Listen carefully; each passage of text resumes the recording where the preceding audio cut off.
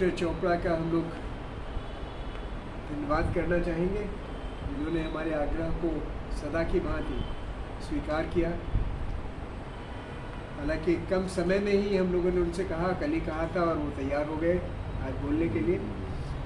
हम लोग करते भी यही हैं कि मित्रों से यही कहते हैं कि एक दिन पहले उनसे कह देते हैं कल बोलना है आपको, और वो आ जाते हैं। तो आपका अनेक अनेक धन्यवाद। ये गोष्ठी अब आपकी है। बहुत आभार आदरणीय प्रोफेसर त्रिपाठी का।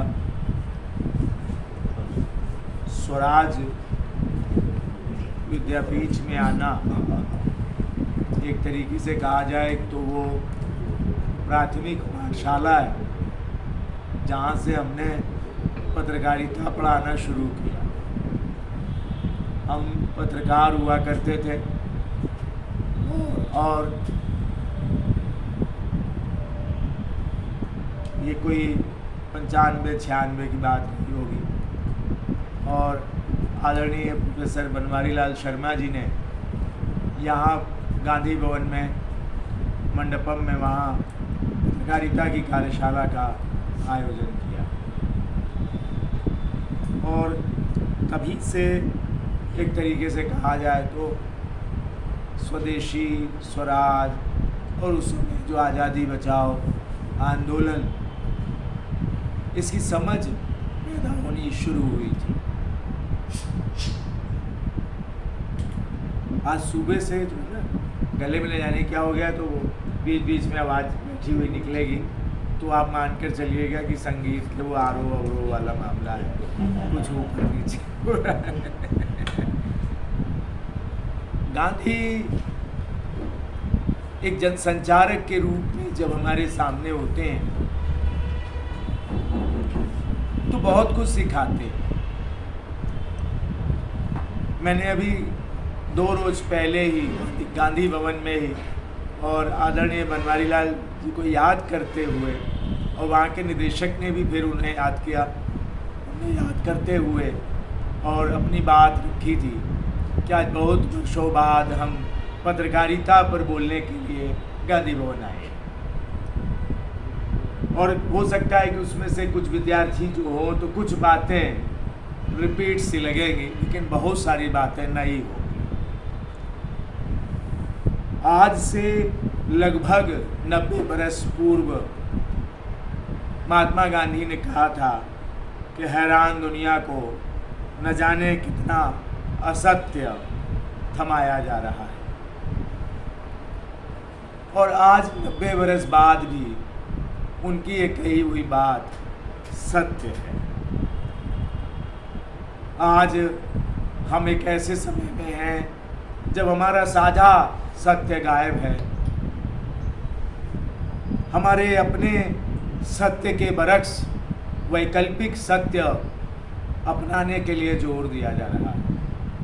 मैन्युफैक्चर्ड ट्रुथ का जमाना है, सच गढ़े जा रहे हैं।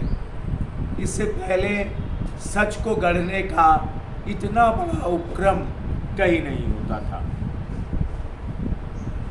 अस्मिता की जगह तर्क ले रहा है और लोगों को सबूत नहीं चाहिए, वो प्रोपेगेंडा को ही सत्य मान ले रहे हैं। और इसलिए हम प्रोपेगेंडा के इस समय में हैं, चारों तरफ इसी तरीके का। और यह अनायास नहीं है, बदलाव की बयार बड़े करीने से बहती हुई हमें अब तक लेकर आई है। अगर आप देखें तो 1995 के बाद से दुनिया बदलनी शुरू हो गई थी, और 1995 में मैं हमेशा 3 भागों में बांट देता हूँ अब तक के समय को। आज फिर उसी को दोहराऊंगा कि 1995 से 2005 तक की दुनिया, 1995 से 2005 तक की दुनिया, जिसमें ये वही समय था जब मॉल आया हमारे शहरों में, ये वही समय था जब ब्रांडेड कपड़े आए हमारे शहर में, ब्रांडेड खाने के आउटलेट्स खोल दिए गए, ये वही समय था जब मोबाइल आ गया, ये वही समय था जब इंटरनेट आ गया, ये वही समय था जब राइट टू इन्फॉर्मेशन की लड़ाई चली और हमें राइट टू इन्फॉर्मेशन मिल गया। जो नए विद्यार्थी हैं इनके लिए ये जानना ज़रूरी है कि 1995 की जो यात्रा थी, जो हमने 2005 तक की पूरी की, उसकी पूर्व पीठिका में 1985 के बाद का समय शामिल था। ये 1985 का जो समय था, ये 1975 से 1984-85 तक के समय की पूर्व पीठिका का था, जिसमें हमने इमरजेंसी झेली थी, जिसमें हमने सेंसरशिप पत्रकारिता पर झेली थी। फिर उसके बाद सत्ता का परिवर्तन हुआ था, बहुत सारे लोग गिरफ्तार हुए थे और उनकी आकांक्षाओं की सरकार बनी थी, लेकिन फिर तानाशाही भी हो गई बहुत जल्दी। और फिर जो तानाशाह शासन था वो फिर लौटा, लेकिन इस बार वो सतर्क था और इस बार उसने बड़ी सतर्कता के साथ काम करना शुरू किया। उसने ये समझ लिया था कि अखबार हमारे पक्ष में नहीं होंगे, पत्रिकाएं हमारे पक्ष में नहीं होंगी, लिहाजा हमें पूरे देश में लो पावर ट्रांसमिशन का जाल बिछा देना चाहिए। और फिर पूरे इलाकों में लो पावर ट्रांसमिशन के जाल पूरे देश में बिछा दिए गए, ये कहते हुए कि हम देश के लोगों को अपनी संस्कृति से परिचित कराना चाहते हैं, हम देश के लोगों को अपनी सभ्यता और अपनी सूचनाओं से परिचित कराना चाहते हैं। लेकिन फिर क्या हुआ? ये जो टेलीविज़न का डिब्बा बड़े बड़े एंटीना के साथ हमारे घरों में पहुंचा, हमने इसकी कोई शिक्षा नहीं दी थी, कोई प्रशिक्षण नहीं दिया था। अचानक बड़ी स्क्रीन पर तस्वीरें देखने वालों के घरों में छोटे छोटे डिब्बे वाली स्क्रीन पहुंच गई थी, शटर वाले टेलीविज़न पहुंच गए थे, समय समय पर उसे देखा जाता था। और फिर न जाने कब उसके तहत बाज़ार घुस गया, फिर बाज़ार ने लपक लिया पूरे सिस्टम को और ये समझने की और समझाने की कोशिश की कि हम ही हैं जो तुम्हें जिंदा रख सकते हैं। फिर पाउच, छोटे छोटे पाउच से बड़े बड़े पाउच होते चले गए। हमने कभी नहीं सोचा था कि शैम्पू के पाउच से लेकर हम आटे के बड़े से पाउच तक की यात्रा करने जा रहे हैं, ये हमने नहीं सोचा था। और ये वही समय था कि जब भारत में इतने तमाम चैनल्स आने लगे, और ये चैनल, ये भारत गांधी का देश था, मदन मोहन मालवीय का देश था, ये ऐसे पत्रकारों का देश था जिसमें गणेश शंकर विद्यार्थी शामिल थे। लेकिन यहाँ पत्रकारिता कुछ नए ढंग की चल पड़ी। और फिर जो हुआ वो तमाशा हुआ कि ये कह दिया गया कि हम विदेशी पूंजी खोल रहे हैं मीडिया में, और फिर 26% विदेशी पूंजी आप लगा सकते हैं। मार्डोक जैसा मुगल बादशाह 500 करोड़ रुपया लेकर भारत की दहलीज पर खड़ा हो गया। ले लो अपनी प्रोफेशनल आइडेंटिटी बताकर, अपनी प्रोफेशनल क्वालिफिकेशन और एकेडमिक क्वालिफिकेशन बताओ और हमसे 500 करोड़ ले जाओ। जो संपादक बनिया थे, मालिक थे, उनके लिए बड़ी भारी चुनौती थी इसे प्राप्त करना। लोगों ने बड़े बड़े साहित्यकारों को, पत्रकारों को जल्दी आनन फानन में संपादक बनाना शुरू किया। जहाँ मालिक संपादक होते थे वहाँ पर अचानक पत्रकार बड़े और साहित्यकार संपादक होने लगे। ये उस पूंजी का कमाल था जो आने वाले दिनों में हमारे हाथ से मिशन को छीन लेना चाहती थी। यही हुआ, जहाँ पूंजी लगती है वहाँ मुनाफे की दरकार होती है, और पूंजी और मुनाफे की इस मुठभेड़ में हमारी पत्रकारिता का मिशन गायब होता चला गया। ये पूर्व पीठिका है जो 1995 की दहलीज पर लाकर खड़ा करती है, जब हमारा बाजार बदल रहा होता है। वो टेलीविज़न का दर्शक जिसे आनन फानन में दिखाया गया था, वो चमक दमक की दुनिया, चमक दमक के बाजार दिखाई गए थे, वो अचानक हमारे शहरों में दिखाई देने लगते हैं। बड़े बड़े मॉल आ जाते हैं, आउटलेट्स खुलने लगते हैं, कपड़ों के आउटलेट्स खुलने लगते हैं, खाने के, और फिर राइट टू इन्फॉर्मेशन का तोहफा देकर ये बताया जाता है कि आप अब सूचनाएँ प्राप्त कर सकते हैं। एक इन्फॉर्मेशन सोसाइटी गठित की जाती है और ये बताया जाता है कि जिसके पास इन्फॉर्मेशन है वही आगे है, बाकी सब पीछे हैं। फ्रीडमैन नाम का एक जर्नलिस्ट जो कि पुलित्ज़र अवार्डी था, उसने ये कहा कि जिसके पास सूचनाएं नहीं है वो पीछे छूट जा रहा है, क्योंकि अब जब दुनिया गोल नहीं है, अब दुनिया फ्लैट हो गई है। ये 1995 से 2005 तक का समय अद्भुत समय था। इसी ने हमें मीडिया के बरक्स, सोशल मीडिया का स्वाद चखा दिया था। आर्कुट नाम की एक सोशल मीडिया साइट्स खुल गई थी हमारे सामने। ये बदलती दुनिया थी। और फिर 2006 से 2015 तक का समय, और अचानक ये समय ऐसा समय रहा जिसमें हमने नॉलेज रेवोल्यूशन को देखा, ज्ञान क्रांति को देखा। हमें ये बताया गया कि अब नॉलेज बेस्ड इकोनॉमी का समय है, अब नॉलेज बेस्ड मार्केट का समय है, अब सूचनाएं बहुत हो गई, अब ज्ञान की बात करनी चाहिए। और हम नॉलेज रेवोल्यूशन के समय में आ गए। खूब ज्ञान ज्ञान ज्ञान हमने खेला। हमने अपने ज्ञान को कभी भी ये नहीं समझा कि ये ज्ञान जो कि हमारी सभ्यताओं, हमारी संस्कृतियों से होकर आता था, उसका हम किस तरीके से तमाशा बना रहे हैं। मीडिया भी इस पर ध्यान देने से चूक गई।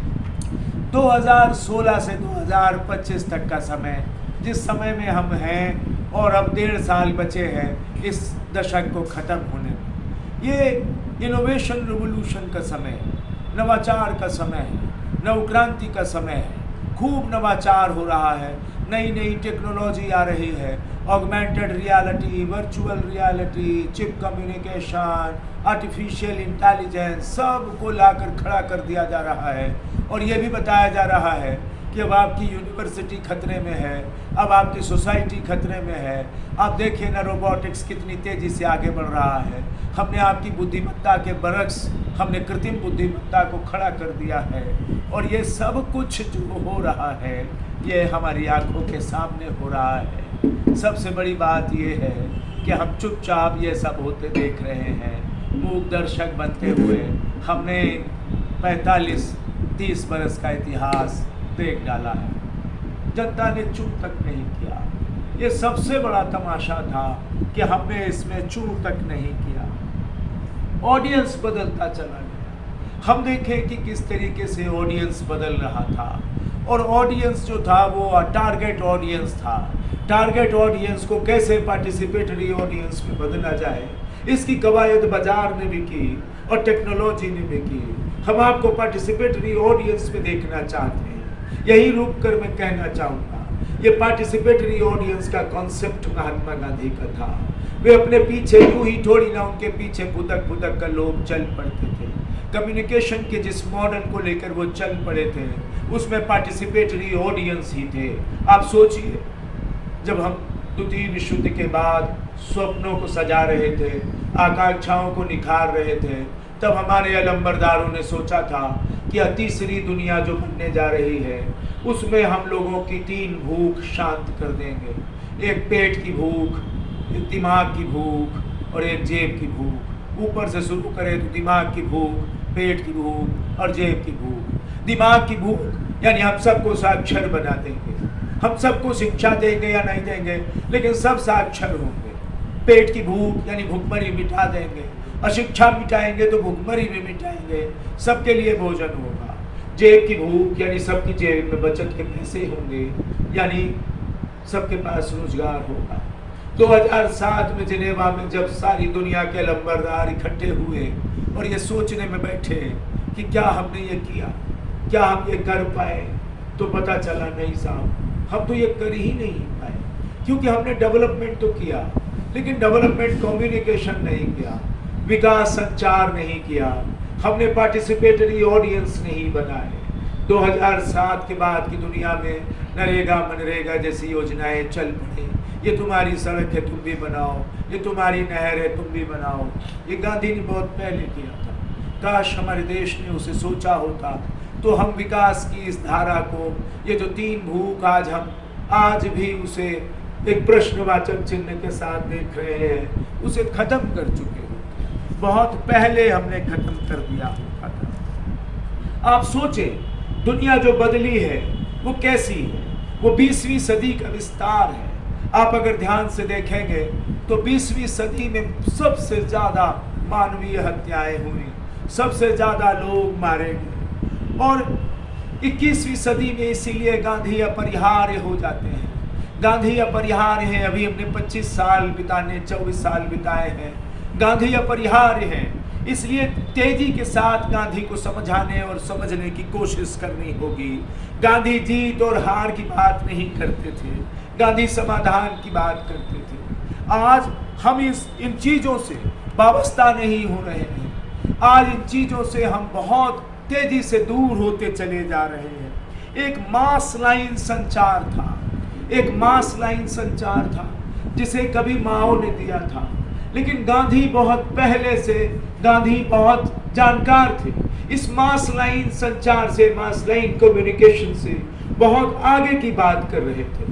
मैं बार बार कहता हूँ, गांधी मूलतः राजनीतिज्ञ थे और रणनीति बनाने में बहुत ही उम्दा कलाकार थे। कलाकार जब कहता हूं तो आप इससे वो नहीं समझिए, कलाकार माने कि वो सारी कलाओं को लेकर चलते थे। मैं अपने मीडिया की सारी कलाओं को लेता हूं। गांधी अद्भुत तरीके से संचारक की तरह सामने आ रहे थे। उनके पास संचार की जो कला थी वह अद्भुत थी। वो एक मैंने उस दिन भी कहा था कि गांधी तीनों फॉर्मेट में, आज कास्टिंग के सिस्टम देखें तो broadcasting system, radio, telecasting system, television, print casting system, अखबार, web casting system, web journalism and human casting system यानी ह्यूमन, ये सारे सिस्टम एक साथ काम कर रहे हैं। आप अद्भुत तरीके से सोचिए, गांधी इन सारे सिस्टम में काम कर रहे थे। वो बोल रहे थे, वो दिख रहे थे, वो सुने जा रहे थे, वो कह रहे थे, वो लिख रहे थे और उनकी चीजें लोग चस्पा करके जगह जगह बांट रहे थे। यही तो था वो सोशल मीडिया का कॉन्सेप्ट जिसे लेकर गांधी चले थे। अब देखिए, गांधी चाहते थे कि हमारा संचार 5 चीजों पर निर्भर करे। एक ये कि हम अपने संदेशों को साफ गोई से, ईमानदारी से लोगों के तक रखें, उसमें कहीं भी हेर फेर नहीं करना चाहिए। गांधी बहुत सारे लोग कहते हैं और यहाँ हम उसको दोहरा रहे हैं, अहिंसक संचार के बहुत बड़े प्रणेता थे। नॉन वायलेंट कम्युनिकेशन कैसे हम करेंगे, अहिंसक संचार। आप सोचिए, गांधी शब्दों में भी हिंसा की बात ढूंढ लेते थे। मैं शायद मैं वो वक्तव्य लेकर आया हूँ गांधी का, मैंने प्रिंट मारा था आज। मैं अभी आपको बताऊंगा कि हिंसा के शब्द कैसे होते हैं। बनारस में एक माफिया की डेथ हो गई, उसे गोली मार दी गई, एनकाउंटर हो गया।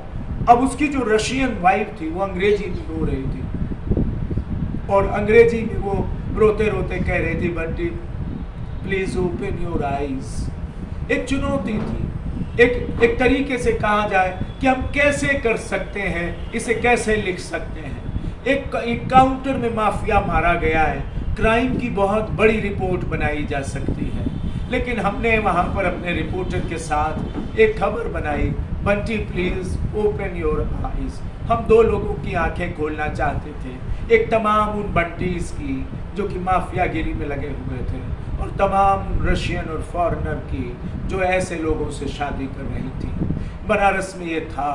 तो क्या हम कर सकते हैं? मैं आज यहाँ बोलने के लिए उपस्थित हुआ हूँ तो सिर्फ इसलिए हमने करके देखा है, ये हो सकता है। गांधी यही कहते थे, करो कहो मत, करो कहो मत कि ऐसा होना चाहिए। वो जब कहते करो या मरो, ये तो सबको याद है, लेकिन करो नहीं, करो कहो नहीं, केवल कहना छोड़ो।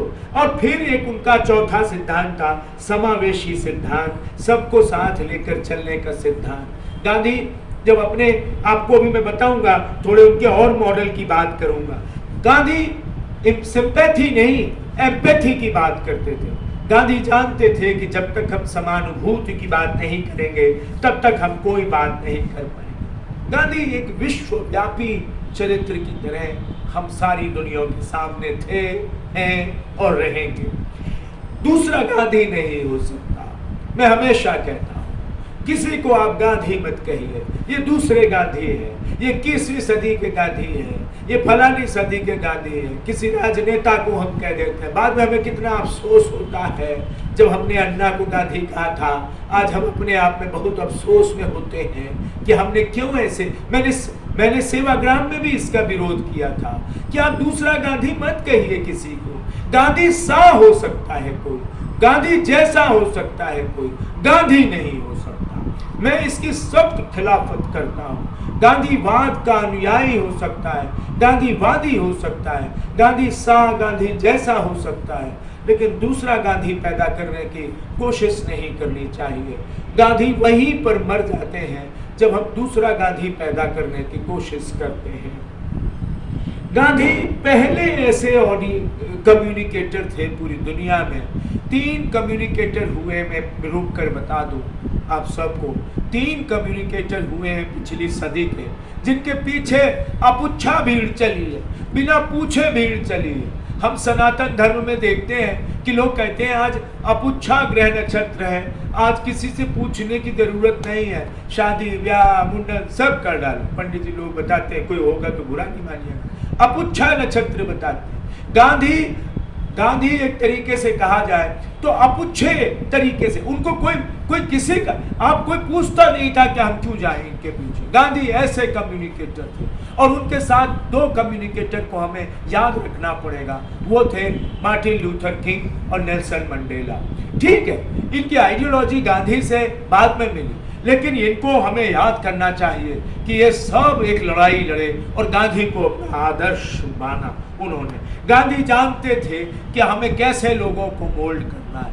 गांधी बहुत ही तरीके से अपने शब्दों को रखते थे। आप देखें, गांधी को जब आप याद रखेंगे, उन्हें पता था कि हम कैसे झिझोड़ सकते हैं लोगों को। उनके शब्द झिझोड़ करने वाले शब्द हुआ करते थे, ढूंढ ढूंढ कर लाते थे। आप देखेंगे बड़े सरल से शब्द हैं, लेकिन चुभ से जाते हैं, झिझोड़ देते हैं। उनका जनसंचार का जो तरीका था वो एक जागरूकता बेस्ड था। एक तरीके से कहा जाए वो उनकी जागृति उनके काम में थी कि हमें जागृति लानी है, चाहे जैसे लानी है।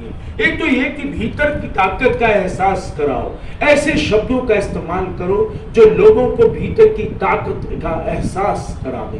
कोई मोटिवेशनल स्पीकर नहीं थे जो आजकल आपको दिखाई देते हैं। गांधी मोटिवेशनल स्पीकर नहीं थे, गांधी एक कम्युनिकेटर थे और वो जानते थे।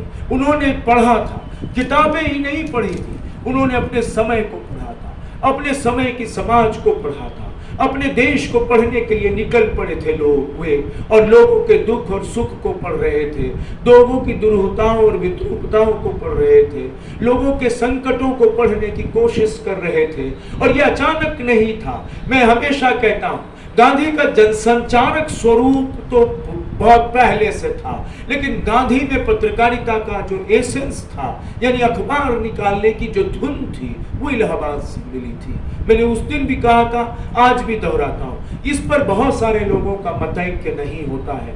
अब वो लोग कहते हैं आप इलाहाबादी हैं इसलिए आप कह देते हैं। नहीं, मैं तर्क देता हूं। गांधी यहां आने से पहले जब 1896 में आए, वो 5 जुलाई का समय था, गांधी जा रहे थे राजकोट की ओर कलकत्ता से, और अचानक उनकी ट्रेन यहाँ रुकी। 45 मिनट के लिए रुकती थी। गांधी दवाई लेने के लिए उतर गए और गांधी की ट्रेन छूट गई। वो कहते हैं कि दवाई वाले ने अनावश्यक देर की, लेकिन शायद ये ईश्वर को मंजूर था कि वो यहाँ रुक जाए। फिर एक कोई होटल था, मुझे नाम नहीं याद आ रहा, उस होटल में रुक गए और फिर वो वहां से सोचा उन्होंने कि मेरे पास कुछ है जो मैं यहाँ के अखबार, पायनियर अखबार वहाँ उस समय चमक के निकलता था। तो उन्होंने कहा कि पायनियर के मिस्टर चजनी वहाँ पर हुआ करते थे और उन्होंने कहा कि इनको कुछ थमाया जाए। उन्होंने मुलाकात करने का समय मांगा। चजनी ने कहा कुछ लिख कर दीजिए। अब इस पर यह है कि वो लिख कर ले गए थे कि वहीं बैठकर लिखा। बहुत सारे लोग कहते हैं वहीं पर बैठकर लिखा उन्होंने, कई पृष्ठ लिखे और फिर चजनी को दिया। उन्हें इंतजार था कि चजनी छापेगा, चजनी ने उसे नहीं छापा। गांधी ने 14 जुलाई को ग्रीन पैम्पलेट के नाम से छाप दिया उसे दक्षिण अफ्रीका में।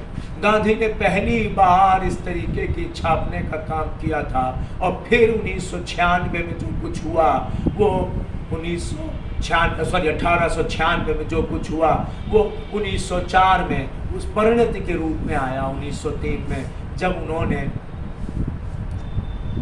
इंडियन ओपिनियन नाम का अखबार निकाला और गांधी पहला अखबार निकाला गांधी ने। इससे पहले गांधी ने लिखा था। हम लेखक गांधी के रूप में जानते थे, लेकिन पत्रकार गांधी के रूप में, संपादक गांधी के रूप में जो उनकी परिणति हुई, जो उनकी निर्मिति हुई, वो इलाहाबाद से हुई। और ये एक मैं दोहराऊं, गांधी अजब तरीके से बोल रहे थे, गांधी अजब तरीके से दिख रहे थे। और इसी पर मैं मॉडल की बात करूंगा कि गांधी के दूसरा जो संचार मॉडल है जिस पर चर्चा होनी चाहिए, वो दिख रहे थे, वो संचालित हो रहे थे अचानक उनके लोगों के बीच। आज अगर आप देखें तो कम्युनिकेशन के 2 स्कूल चल रहे हैं। 21वीं सदी में 25 साल बीतने को हैं और पूरी दुनिया में 2 स्कूल चलाए जा रहे हैं। सारी टेक्नोलॉजी इसी पर आधारित होकर बनाई जा रही है। एक मानता है कि इंटरैक्टिव कम्युनिकेशन के पर्याय robotics, artificial intelligence, social media, इन सबको बताया जा रहा है कि इंटरैक्टिव कम्युनिकेशन है। दूसरा एक उन्होंने कहा इमोशनल कम्युनिकेशन, क्योंकि पूरा मीडिया इमोशंस को बेच खा रहा है। पूरा मीडिया आपकी अटेंशन को बेच खाता है, आपके इमोशंस को बेच खाता है।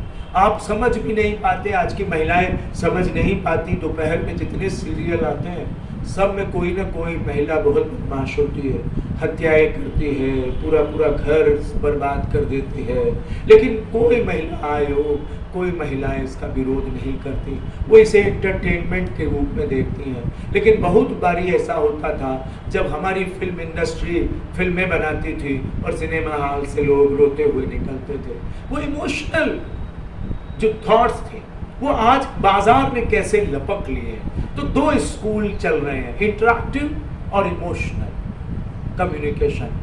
गांधी, आप सोचिए कि आज से 1 सदी पहले गांधी इस पूरे के पूरे कम्युनिकेशन मॉडल को इस्तेमाल कर रहे थे। गांधी जानते थे कि इमोशनली कैसे लोगों को जोड़ा जा सकता है। गांधी जानते थे कि कैसे बात की जाती है। और इसीलिए मैं symbolic communication model given by Mahatma Gandhi मैं प्रपोज करता रहा हूं, जगह जगह कहता हूं कि कम्युनिकेशन के बहुत सारे मॉडल पढ़ाते हैं। आप सोचिए ना, सबसे बड़ा मॉडल 1948 में आता है। 1947 में देश आजाद हो रहा है। आप रिलेट करिए, जब हम कम्युनिकेशन की स्टडी करते हैं तो हम रिलेट करके करते हैं कि हम देखें कि गांधी कैसे बात कर रहे थे। गांधी एक सिंबॉलिक कम्युनिकेशन की बात कर रहे थे। हम उसे नॉन वर्बल कम्युनिकेशन कह के टाल सकते हैं, लेकिन गांधी का सिंबल, गांधी की लाठी, गांधी की लंगोटी, गांधी का चलना, गांधी का बकरी, गांधी का चरखा, गांधी की बातें, उनका हिलना डुलना सब कुछ कहता था। गांधी यूं ही नहीं चलते थे। गांधी का चश्मा, गांधी की घड़ी, अगर सब सिंबल का वो देखें आप, तो गांधी अपने सिंबल कम्युनिकेशन से न केवल अंग्रेजों को ललकारते थे बल्कि अपनी जनता को पुचकार कर, फटकार कर उन्हें जागरूक करने का काम भी करते थे। और इसलिए हमें समझना है, गांधी का असहयोग आंदोलन, गांधी का दांडी आंदोलन, सविनय अवज्ञा आंदोलन, आप सोचिए भारत छोड़ो आंदोलन, विदेशी कपड़ों की होली, सब सिंबॉलिक कम्युनिकेशन है। इसे नॉन वर्बल नहीं कहना, इसे सिंबॉलिक कम्युनिकेशन कहना। गांधी सिंबल उठाते थे जो लोगों के दिल के पास का हो, लोगों के दिमाग का पास का हो, लोगों के परिवार का हिस्सा कैसे बन जाएगा ये कम्युनिकेशन, इसकी परवाह गांधी को रहती थी। और आप सोचिए, गांधी दिल और दिमाग का इस्तेमाल कैसे करना है ये बहुत बेहतरीन ढंग से जानते थे। लोगों के दिल और दिमाग का इस्तेमाल करके गांधी जानते थे हम लोगों की संस्कृतियों से जोड़ें, हम लोगों के रहन सहन को जोड़ें, हम लोगों के पहनावे खान पान को जोड़ें। आप देखिए ना, रहन सहन हम कहते हैं, गांधी जानते थे जो लोग रहना जानते हैं वो सहना भी जानते हैं। तो लोग रह कैसे रहे हैं, क्या क्या सह रहे हैं। आज हम रहन सहन के जुमले को लेते हैं, लेकिन हम कम्युनिकेशन के विद्यार्थियों को रहना दिखा देते हैं। सहना सीखने के लिए हमें एम्पैथी चाहिए। आप जाकर क्या आदिवासी इलाके में गए हैं? क्या आदिवासी इलाके, जब मुझे नक्सलवाद और मीडिया पर शोध का काम मिला था तो मैं गया जब, तो मैंने देखा किस तरीके से नक्सलवादी वहाँ जनता सरकार चलाते हैं और किस तरीके से सरकार अपनी सरकारी रुतबा दिखाती है। 2 पार्टों के बीच में एक आदिवासी किस तरीके से रहता है, हमें कोशिश करनी चाहिए। एक लड़का कहता है, उस टीले पर आप रोशनियां देख रहे हैं ना, वहाँ कभी हमारी बस्ती हुआ करती थी। जब हमें वहाँ से उजाड़ा गया था तो हमें कहा गया था कि तुम नीचे चलो, तुम्हें हम बिजली देंगे, पानी देंगे, सड़क देंगे, स्कूल देंगे, अस्पताल देंगे। वहाँ पर एक मल्टीनेशनल कंपनी का एक पूरा का पूरा कारखाना लगा दिया गया, झमाझम बिजली में चमकता हुआ कारखाना देखिए, और हम अंधेरे में पड़े रह गए। ना हमें सड़क मिली, ना बिजली मिली, पानी मिली। जब हम गुस्से में उठाकर एक अद्धा ईंटा मारते हैं उधर की तरफ, तो पुलिस पकड़ के कहती है तुम नक्सली, आदिवासी नक्सली थोड़ी ना। हम जाकर देखें गांव को, हम जाकर, गांधी यही तो करे, पूरे देश भर में घूम रहे थे। गांधी जानते थे कि किस चीज से हम अंग्रेजों को परेशान कर सकते हैं। यूं ही थोड़ी ना गांधी चंपारण पहुंच गए थे, यूं ही थोड़ी ना गांधी समुद्र के किनारे नमक उठाने पहुंच गए थे। ये सोचना हो, गांधी जानते थे ये सिंबॉलिक है, इनसे हमें पूरे देश में जागृति लाने का मौका मिल सकता है।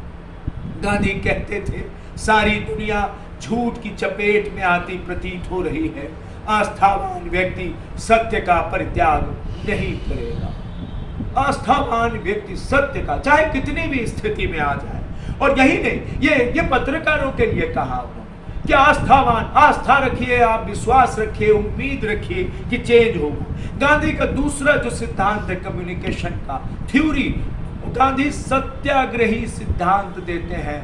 जनसंचार का एक मॉडल मैंने बताया, वो था सिंबॉलिक कम्युनिकेशन मॉडल, और अब मैं बता रहा हूं कि आप सत्याग्रही सिद्धांत, जनसंचार का सत्याग्रही सिद्धांत, इसके दो पहलू समझिए। बड़े विद्वान सब बैठे हुए आदरणीय, मैं उनसे नहीं, मैं बड़ी सहज परिभाषा करता हूं। अरे आज के जनसंचार को सत्य के आग्रह को स्वीकार करने की कोशिश करनी चाहिए। सत्य बड़े आग्रह के साथ अपनी बात रखना चाहता है, लेकिन हमें तो नेवले और सांप की पूंछ दिखाकर कहा जा रहा है लड़ाई चल रही है दोनों में, लेकिन दोनों के मुंह आपस में एक दूसरे को चूम रहे हैं, ये हमें नहीं दिखाया जा रहा है। लिया सांप और नेवले की लड़ाई में हमें केवल पूंछ दिखाकर पूरी की पूरी बात समझने से दूर किया जा रहा है। लिहाजा इस पोस्ट ट्रुथ के समय में हम सत्याग्रही सिद्धांत को अपनाने की कोशिश करें। गांधी कहते हैं सारी दुनिया झूठ की चपेट में आती प्रतीत हो रही है, लेकिन आस्थावान व्यक्ति, कहाँ है हमारी आस्थाएं, कहाँ है? कौन करेगा उन आस्थाओं को जागृत करने का काम? ये गांधी ही कर सकते हैं। हमारी चेता शक्तियां, गांधी यूं ही थोड़ी ना कह देते थे कि पत्रकार चलती फिरती महामारी, चलती फिरती महामारी है। आखिर पत्रकारों को बहुत सारे मीडिया के बच्चे आकर यहाँ बैठे हैं मुझे सुनने के लिए, लेकिन मैं उनसे कहना चाहता हूँ कि गांधी की इस बात को बड़े गौर करने की जरूरत है। वे सिंबॉलिक तरीके से बताते हैं कि एक अखबार में भविष्यवाणी की गई है कि दंगे होने वाले हैं और दिल्ली की सारी लाठियां और छुरे लोगों ने खरीद लिए। पत्रकार का कर्तव्य लोगों को बहादुरी दिखाना है, उनको डराना है। ये कोई खबर नहीं है। अब कैसे करेंगे? एक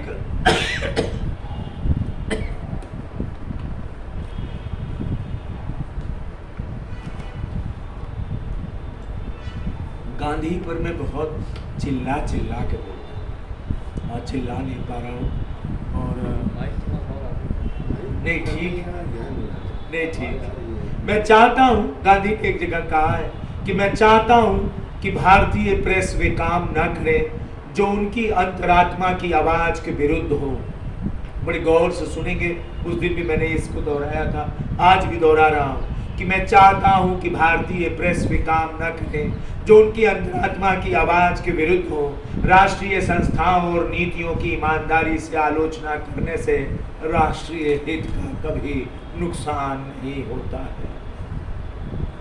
फिर से दोहरा, राष्ट्रीय संस्थाओं और नीतियों की ईमानदारी से आलोचना करने से राष्ट्रीय हित का कभी नुकसान नहीं होता है। करिए ना आलोचना ईमानदारी से। और उन्होंने विश्वास जताया था कि ये ऐसा हो जाएगा। एक गांधी एक सिद्धांत और देते हैं, वो कहते हैं कि पत्रकारिता को हमें जन सरोकारी सेवा के रूप में रखना चाहिए। वो कहते हैं समाचार सेवा भाव से चलने चाहिए। आज के जमाने में असंभव है। मैं गांधी को यहाँ नकारता हूँ, आज के जमाने में असंभव। प्रिंटिंग नहीं हो पा रही, इतनी खर्चे बढ़े हुए हैं, लोगों ने पढ़ाई की है तो उन्हें तनख्वाह चाहिए, विज्ञापन आ रहे हैं, लेकिन कम हो, कैसे करें? कहते हैं कि समाचार पत्र एक जबरदस्त शक्ति है। गांधी चिताते हैं, गांधी कहते हैं कि जिस प्रकार निरंकुश पानी का प्रवाह गांव के गांव डुबो देता है और फसल नष्ट कर देता है, उसी प्रकार कलम का निरंकुश प्रवाह नाश कर देता है। ये बात हमें समझनी चाहिए। गांधी को जब हम कम्युनिकेटर की तरह देखते हैं तो एक शब्द उनके लिए मैं इस्तेमाल करता हूं। गांधी जर्नो एक्टिविस्ट थे। गांधी जर्नो एक्टिविस्ट, पॉलिटिकल एक्टिविस्ट तो थे, लेकिन एक जर्नो एक्टिविस्ट थे, जर्नलिस्ट एक्टिविस्ट। कैसे सीखते हैं हम लोग कैसे सीखते हैं? मैं आज भी अपने आदरणीय गुरुओं को याद करता हूं कि जिन्होंने हमें पत्रकारिता की शिक्षा दी। जब मैं एक ऐसे शहर में गया जो माफियाओं से भरा हुआ था, जहां रोज किसी न किसी की हत्या संध्या आरती की तरह हो जाती थी और हमें लगता था कि आज खबर छापने को मिल गई। जिस दिन हत्याएं नहीं होती थी हम सोचते थे आज का अखबार रूखा सूखा जा रहा है। ऐसे शहर में थे हम, और वहां के लोगों का टेस्ट था कि हत्याएं की खबर बड़े चौड़े से छपनी चाहिए, डिटेल से छपनी चाहिए। शहर में कोई संगोष्ठी हुई, उसकी खबर आप छोटी छाप दो, बड़ी सी क्यों छापा? क्या यहाँ पर ना मरते हैं? हम लोग मरते हैं। हमें आपका अखबार तभी खरीदेंगे जब आप इनकी महिमा मंडन करती हुई खबरें छापेंगे। हमने रास्ता निकाला, हमने संपादक से कहा हमें 2 पृष्ठ देते हैं आप, हमारे पृष्ठ 3 कर दीजिए, हम 2 पृष्ठों में ये सब कुछ छापेंगे, हत्या वत्या जो हो गई, 1 पृष्ठ हमें दे दीजिए जहाँ से हम लोगों को सुधारने का काम करेंगे। हमें पता था गुलशन कुमार को जब मारा गया था तो उसके जो पिस्तौल मारी गई उसमें लिखा था मेड इन बम्भौर, और पूरी दुनिया के नक्शे में बम्भौर को खोजा जा रहा था। एक जहाँ मेरा ट्रांसफ़र हुआ था उसी शहर का आदमी था वहाँ पर, उसने कहा मैं इस जगह को जानता हूँ, ये कहीं भारत में ही है। कहाँ है? कहाँ है? बोले आजमगढ़ में है। बम्भौर एक स्थान है जहाँ कट्टा बनाने की फैक्ट्री है, बोरों में भर भर के कट्टे वहाँ से बनकर निकलते हैं। हमने भी शुरू करा, इसी बात को लेकर बड़ा सा बैनर बनाया और उसमें लिखा बताओ आजमगढ़ क्या चाहिए, मेड इन बम्भौर या मेड इन कनैला। बहुत सारे लोग नहीं जानते होंगे कनैला राहुल सांकृत्यायन की जन्मस्थली है। हमने लिखा क्या चाहिए? तुम्हारे शहर में दोनों है, तुम्हारे शहर में कट्टा भी है, तुम्हारे शहर में राहुल सांकृत्यायन भी है, शिवली नोमानी भी है, अयोध्या प्रसाद हरिऔध भी है तुम्हारे शहर में। बताओ ना तुम्हें क्या चाहिए। और लेकर निकल पड़े सड़क पर, और 5 दिन बाद आधा से ज्यादा रोड लोगों से भर गई। हमें चाहिए मेड इन कनैला। फिर तो धीरे धीरे हमने हत्याओं की खबरों को कम करना शुरू किया, लेकिन हमारे अखबार का सर्कुलेशन कम नहीं हुआ। हिंदुस्तान अखबार का पूरे उत्तर प्रदेश में एक ही जगह सर्कुलेशन नंबर 1 था, वो आजमगढ़ था, जहाँ मैं वहाँ पर पोस्टेड था। मैं अपनी पीठ खुद ही ठोक लेता हूँ कि कैसे हुआ, आई डोंट नो। मस्जिदों से ऐलान हुआ, मंदिरों से ऐलान हुआ, क्या आप हिंदुस्तान अखबार पढ़िए। हमने अपने, जहाँ मैं बैठता था, मैं इंचार्ज था वहाँ का, तो मैंने अपने पीछे लिख रखा था हम हैं सभी के पर हैं किसी के भी नहीं। हम हैं सभी के, आओ। हमें लोग कहते थे हम ये हैं, हम हैं ना पर हैं किसी के भी नहीं। हम हैं उसी के जो सच्चा होगा, जो आवे वहाँ। कोई 40,000 35,000 चुनाव के समय पैसा ला कर रखे, हमारा खबर छाप दीजिए, फलाने माफिया भेजे, फलाना ले जाओ अपना पैसा, जो छपना होगा वही छपेगा, नहीं तो नहीं छपेगा।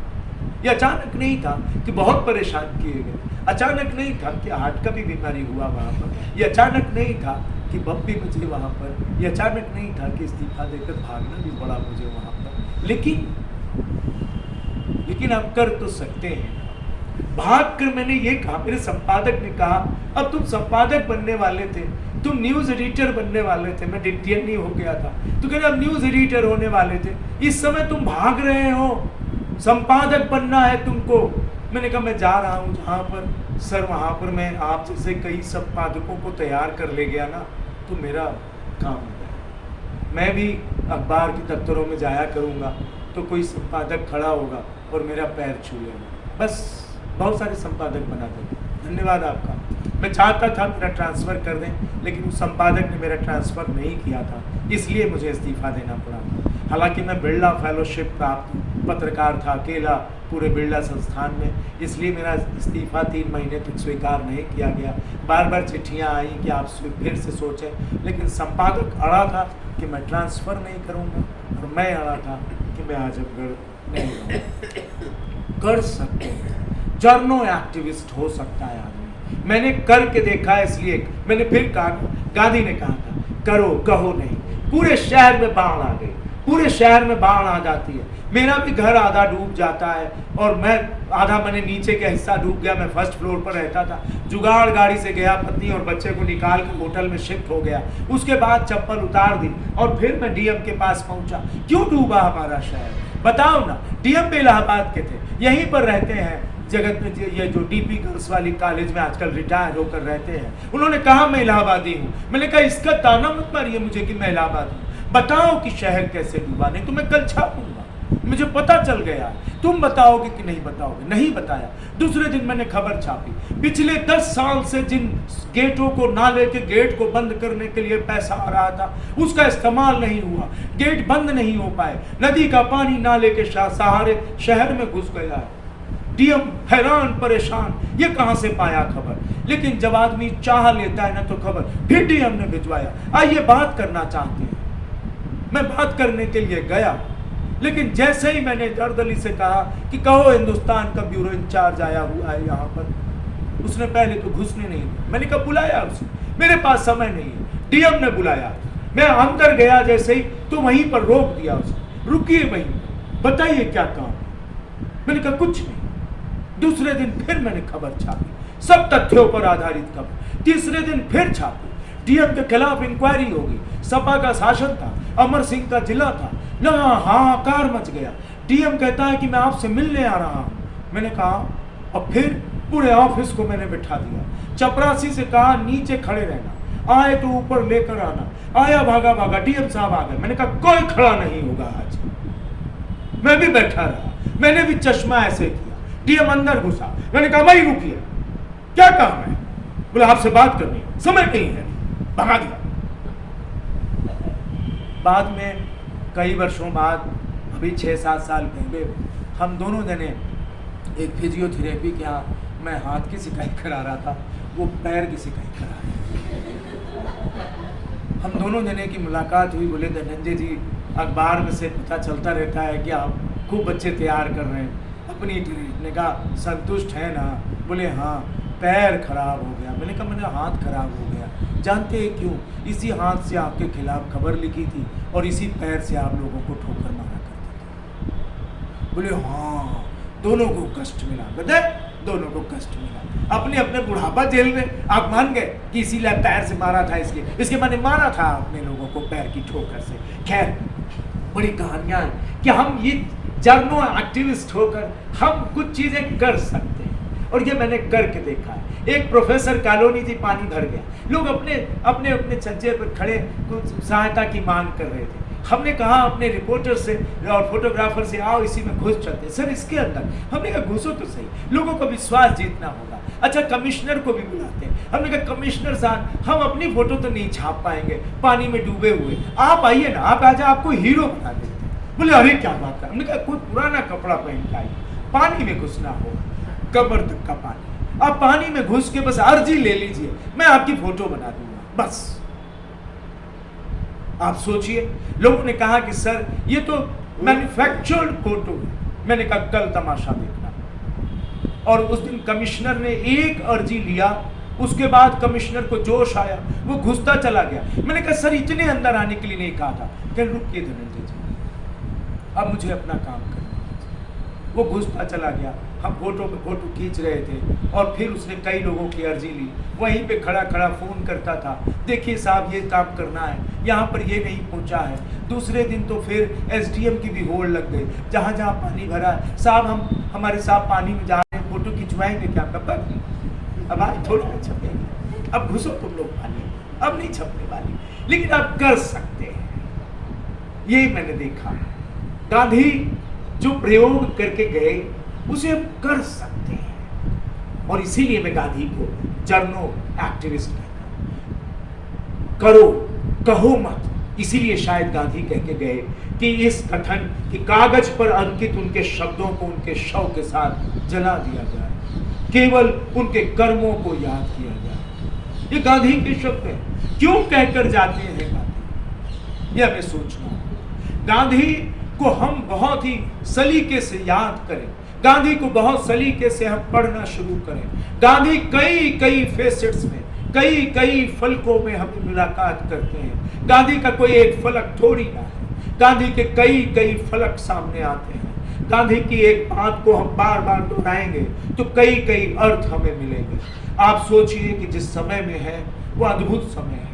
ये सपनों को बचाने का समय है, ये सपनों को सहेजने का समय है, ये अपनों को सहेजने का समय है, ये सृजन का अद्भुत समय है।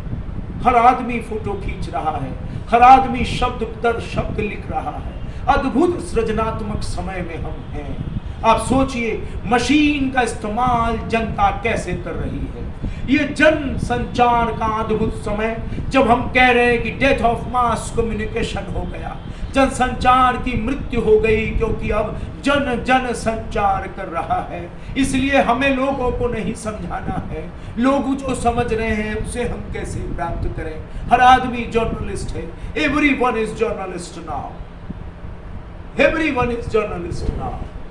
आप सोचिए, नागरिक पत्रकारिता का एक समय आया था जब हमने कहा था कि नागरिक प्रतिरोध अब जमकर चलेगा, नागरिक प्रतिरोध गूंजेगा, और नागरिक पत्रकारों ने यह काम किया। लेकिन आज हम उस नागरिक पत्रकार की परिभाषा ही बदल रहे हैं। तो mass journalism, the everyone is journalist. आप सोचिए कि यह समय सह उत्पादन का है, यह समय सह संघर्ष का है, यह समय सह रचना का है, यह समय सह अस्तित्व का है, यह समय सह सफर का है।